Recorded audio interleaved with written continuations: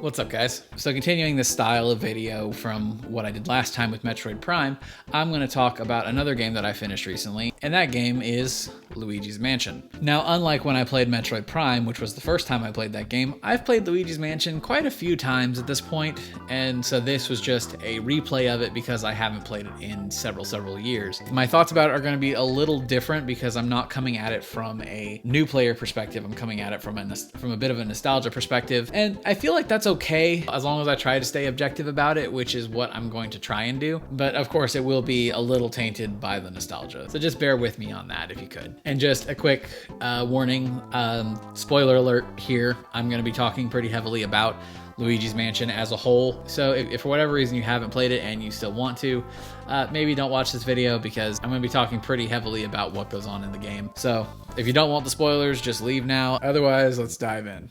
So Luigi's Mansion was a launch title for the Nintendo GameCube back in 2001. While it's not unheard of to launch a system without like a mascot level character game, it's odd to do it with a side character from the main series. You know, Mario is your Nintendo staple character, and Luigi's his brother, side character in other Mario games. While Luigi has been in different games in the past, this is the one that kind of cemented him as the courageous scaredy cat that we know him as today. He's jumpy, he's easily frightened, but in spite of all that, he pushes forward to fix whatever problems he's having to deal with. I've always liked Luigi in all of the other games that he's been in. He's always been my preferred character actually to play as in something like Mario Kart or what have you. The game starts off with Luigi having won a mansion in a contest that he did not enter. So he's given a map to where he goes and tries to find his new home, and it's this giant, terrifying, big-ass lightning storm mansion. Like, you ever seen videos or photos of a place that's like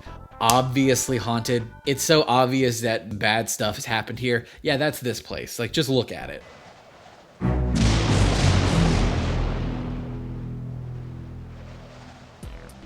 The aforementioned brother Mario was supposed to be coming here to meet him so that way they could check out Luigi's new place. You go in, you start looking around, things are obviously not right, and you're about to give up when all of a sudden this orange blob just appears in the air and drops the key for you. You go up, you enter this room, and you get the bejesus scared out of you by that same orange blob ghost. You freak the hell out, and all of a sudden, this old man with a vacuum shows up and sucks the ghost into the vacuum. And so begins the adventure of Luigi the Ghostbuster. You go back to the old man's hideout. He trains you how to use the vacuum. He lets you know that he had several ghosts trapped in portraits who got free and have taken claim to the mansion, and now it's up to you to go and recollect those ghosts so that way you can free your house of the haunting and actually move in. And that's the basic premise of the gameplay. You go room to room, you clear out the ghosts, you turn the lights on, you get a key, and you keep going. It's a wild premise if you're actually trying to say it. I never actually realized how just absolute bat crap crazy this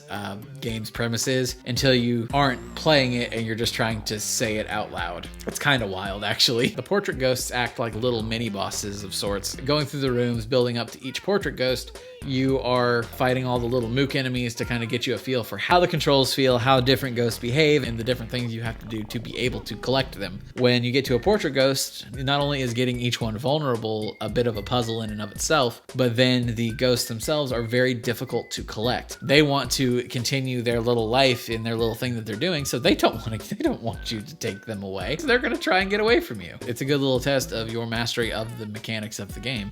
And as the game progresses, they all get harder and harder to get. As I mentioned, each one acts as a little puzzle that you have to figure out. Like the mom of the kids in the first area, you have to open the curtain on the window to let a draft in. Then she freaks out and wants to go close it, which gives you the opportunity to capture her. You have the guy, the one in the dining room, who all he wants to do is eat his food, and so you have to take his food away from him. Once you do, he gets pissed, then you have your chance to actually get him. The dancing couple want to finish their dance. The gym bro doesn't like his set getting interrupted. The young daughter doesn't like getting wet. There are 23 portrait ghosts to find, including the bosses of each area, and each one has a unique way that you have to make them vulnerable to be able to catch them. It's a little bit of a puzzle to be able to figure out each one. Now, they do give you a means to figure it out. They have the Game Boy Horror, as it's called in the game. It's a Game Boy with a Game Boy camera camera on it. You can bring it up to look at things in the rooms and scan anything that you might find interesting. A lot of things you scan don't do anything, but what you can scan are the hearts of the portrait ghosts, and those give you little hints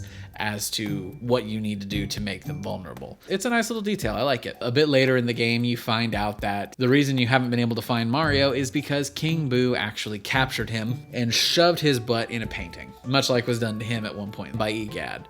So there's your goal for the game. You got to find your way through the mansion to find King Boo and free Mario. And then the other big thing that you have to do is about a third of the way through the game, you get into this one room where you find two buttons on the walls. If you press both of them, then a hatch in the floor opens up and boos spread throughout the entire mansion. And these boos are actually your win condition because it frees 50 boos into the mansion as well as King Boo. And you have to do this to be able to finish the game. Because one, King Boo is the final boss, but also you have to get a certain number of boos to be able to fight the Area 3 boss and to get to the final boss of the game. I believe you need at least 20 to fight the Area 3 boss, and then you need at least, it's either 40 or 45 of the 50 to fight the final boss. The game's controls are definitely a little interesting. Like, it's like an early take on the twin stick idea, because you have your big analog, because you have your big analog stick, which is your general movement, and then your R button initiates the vacuum. It starts the sucking. Well, when the sucking starts, you start strafing. Like, there's no,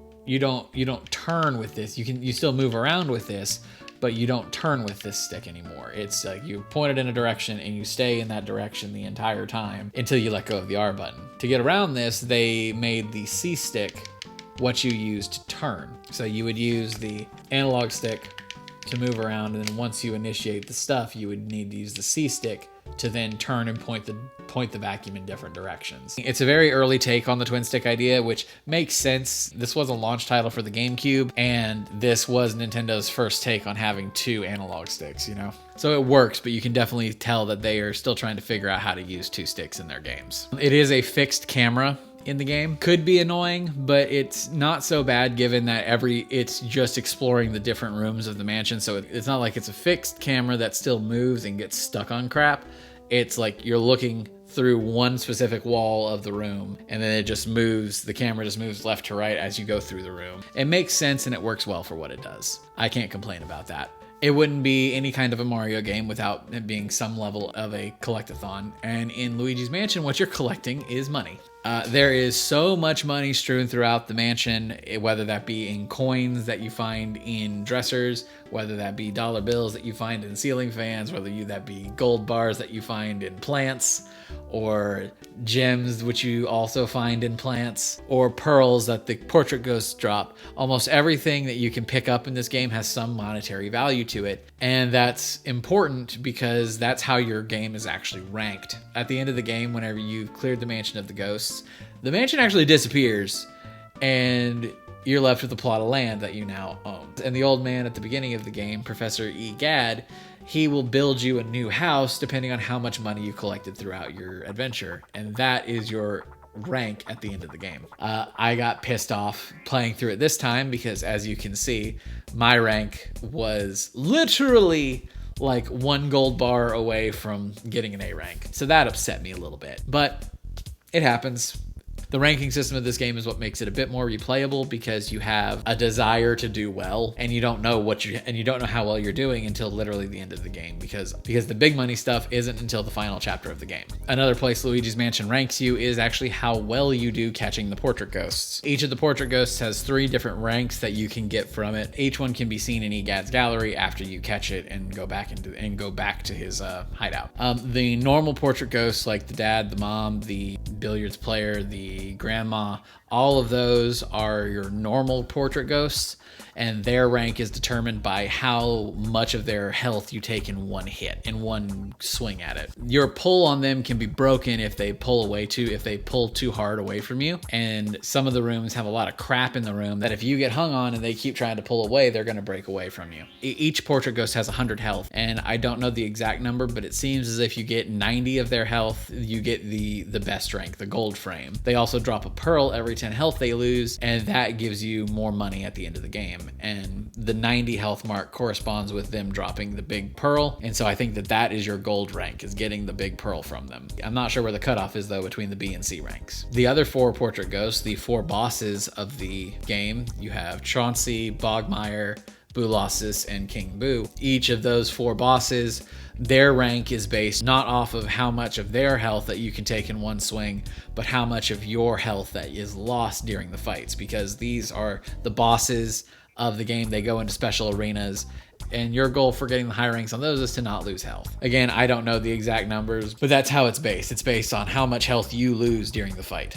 The bosses themselves, barring the final boss, they're not super hard. Chauncey is not too bad. It's just avoid stuff until you can do damage. Bogmire is not too difficult once you figure out his secret. You got to suck up his shades and toss them back at him to make him vulnerable. Boolossus, I'd say, is probably the most annoying one, because it is pure luck as far as being able to actually like hit them, because it's one giant boo, but you pop it and it becomes 15 little boos. And each of those little boos you have to freeze to then be able to catch them. Now, luckily, those 15 little boos do count towards your boo total, so that's good. And then the final boss is actually like a proper challenge, because not only do you have several steps you have to do to be able to damage him, he hurts. Like, if you get hit, it hurts real bad. I mentioned before about what the gameplay loop is like. I know it sounds kind of dull because you're just bouncing from room to room, clearing them out of ghosts, and I agree that that would get kind of dull if the game were longer. Luigi's Mansion is fairly short. I believe I beat it this time in just over 4 hours. So if you know what you're doing, you can blitz through it pretty quickly. And if you don't know what you're doing, I'd say it's probably about a 6 or 7 hour game. It's very short, so it's a good little palate cleanse between other games, you know?